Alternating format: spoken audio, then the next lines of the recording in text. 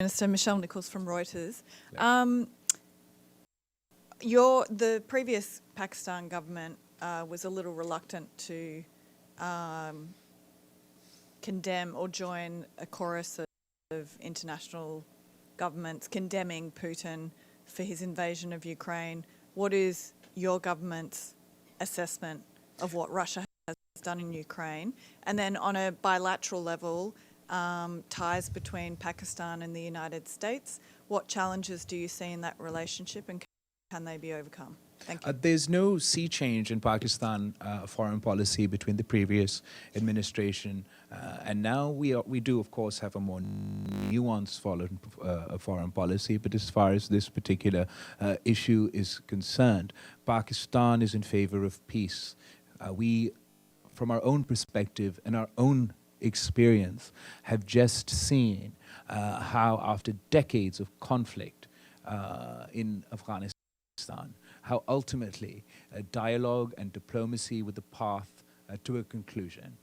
And our case before the world, made it today at the UN Security Council, is just that, is to learn from our experience and deploy the tools of dialogue and diplomacy now to help pursue a peaceful resolution. And I look forward to working with the US government in these fields to provide opportunities for Pakistani business and for American entrepreneurs, because I believe that they hold the key to unlocking the true potential of our bilateral relationship. Thank you. Thank you, Mr. Foreign Minister. Susan Tehrani from WION. Do you think it's time that Pakistan reached out for dialogue with India? And also, my second question is, after your meeting with Secretary Clinton, just to follow up on that, what you just mentioned, do you think that Pakistani-U.S. relations has had a reset in a way? So as far as the question of our relationship with India is concerned, that's particularly complicated by their recent illegal, unilateral measures in Indian-occupied Kashmir. Firstly, the actions of August. Can you talk about what Pakistan is doing to address wheat shortages in particular?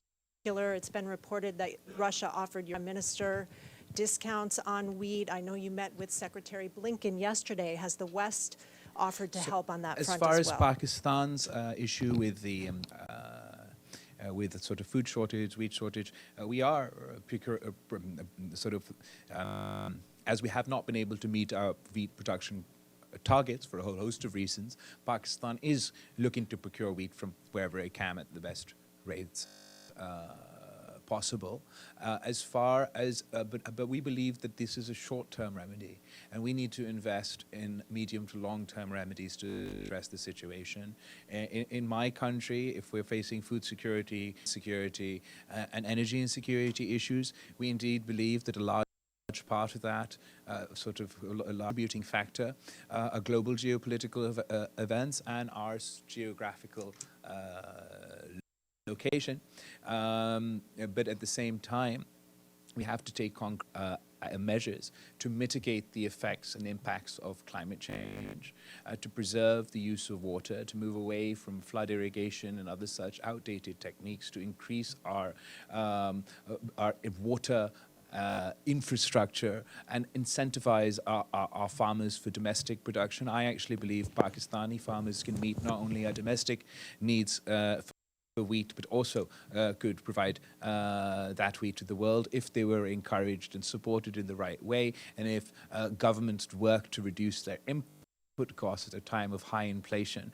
We could really we could do our own bit to support food security challenges and issues. As far as my interaction with foreign ministers over here, we've really focused on enhancing trade relations. My party and myself and the new unity government believe in that our sort of foreign policy motto is trade over aid, and that is exactly what we're emphasizing on.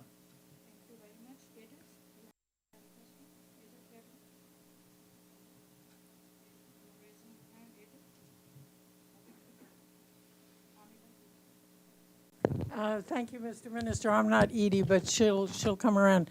Pamela Falk from CBS News. You have spoken, even since you've been here, about the fight against extremism. I've spoken with both of your ambassadors about this issue.